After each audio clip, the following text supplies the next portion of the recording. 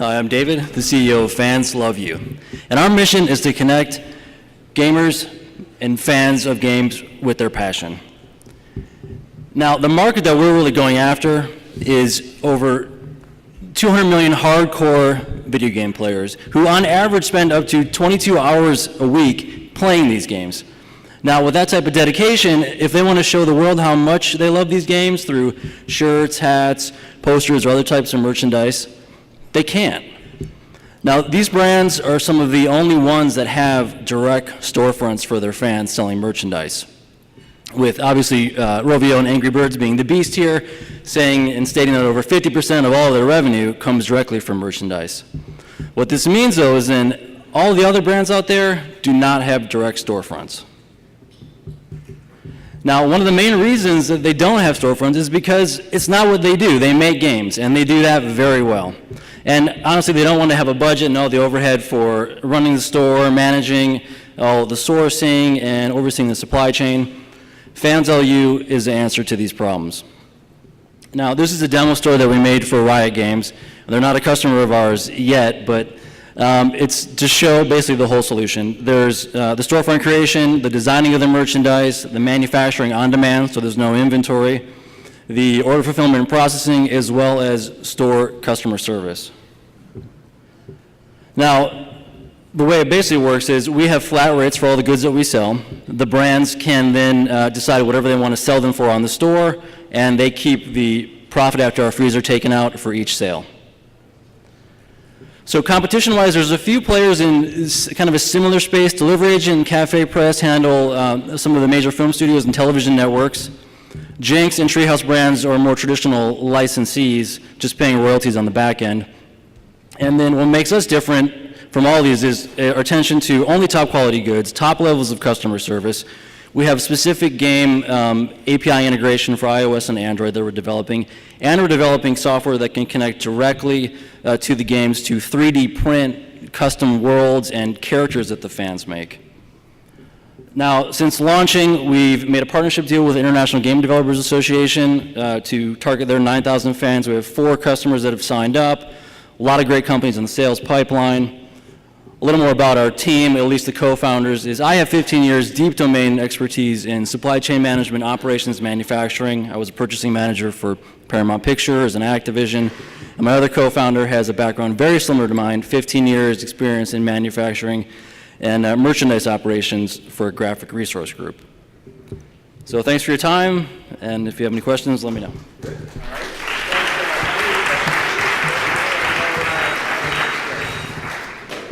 A lot of history in this space, so I think it's a really good idea. I think it's very, to me, it's very straightforward to say we're going to be like the NFL shop for branded merchandise, except it's gamers. And so my biggest question is just around the logistics. You got to nail the costs. You got to nail, you got margins. You're sharing it with someone. You have a relationship, and so this one's really about achieving high volume, getting the math to work, and getting those business development relationships with those guys so they promote you out, because if your customer acquisition cost has to be really low in order for the whole model to work. And so I think that would be the area I would be focused on. It sounds like you've got a lot of experience in the space, but that would be the thing I would be the most concerned about. And of course, with them competing with you, so how well can you lock them in to not creating their own competing merchandise lines and shops? Right. Jed? I think that's dead on. I think I would almost insist as part of your deal to get some minimum amount of promotion from the game to their players, whether it's within a game or on email or however they can do it. And I think that's going to be the key to your success. Yeah. John? I'd echo that. The customer acquisition cost part is so hard in e-commerce, and it seems like this is a route that you have that at virtually zero. The question I would have is really about the addressable market. 200 million gamers is worldwide. You really can't do that from shipping from the United States. Really, I'd like to see evidence on a funding tip, evidence around how many of those people would really buy. And so, but I like the model. It's a GSI commerce model, worked out really well for them. So. Yeah. All right, down here, Eric.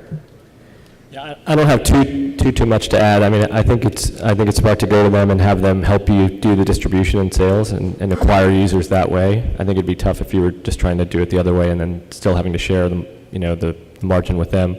I'd be curious how many different folks you do have to do licensing deals with. I saw all those little logos or icons that looked like hundreds or, potentially probably thousands of folks. Just curious, do you have to literally do hundreds or thousands of licensing deals? Right. Yeah, I had a similar comment. I think it's a nice idea. The question I have is, given the cost of trying to do each one of those deals with each one of those gaming providers, is that something you can really make a business out of? I want to Yeah, put go two ahead. things in really One quick. over Ann. One is level of personalization, because I know a lot of the things about what gamers love is their own character. And the other one is 3D printing, whether you've thought about what you could do with respect to 3D printing and characters. All right.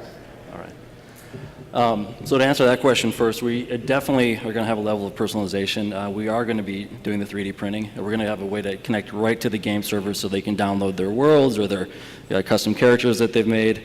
Then overall distribution-wise, a big part of this is to draft off of the brands. We're not going to be a traditional licensee. We're going to be their branding partner. They are incentivized to work with us. The more they push out what we have, we would obviously be buying, ads on Facebook and everywhere else where we can. But the more they push us, the more money they make. They make about 10 times more with us than they would as just some 5% back-end licensing royalty. But scale-wise, I've done merchandise from, let's keep it with T-shirts, 1 shirt to 1.5 million shirts at a time. And we have that supply chain, that global supply chain in place to handle that, whether it be shirts, hats, bobbleheads, figurines, whatever it is. We've done it. I've done it personally.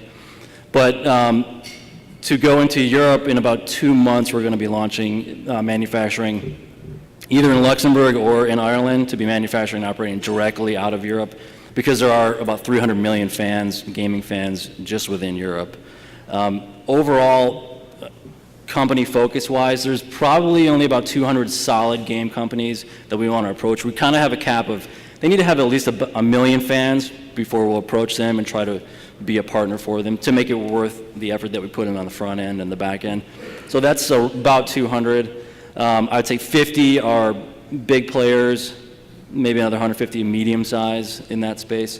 So we don't need a huge business development group, and the more traction we get, hopefully it'll just keep snowballing. We don't have to spend that much doing our own marketing. Great. Great. Thank you for presenting. And Vator,